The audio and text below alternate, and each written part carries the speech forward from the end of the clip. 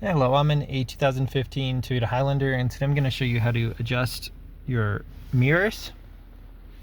So first, typically on the outside of the car, you want to make sure they're lined up properly and not loose.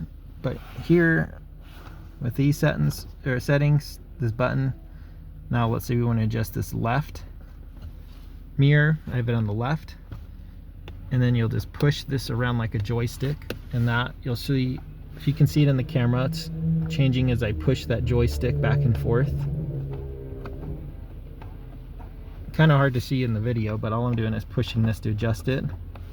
And then if you want to do the right, same thing, it's towards the right one, and you just push it around like a joystick.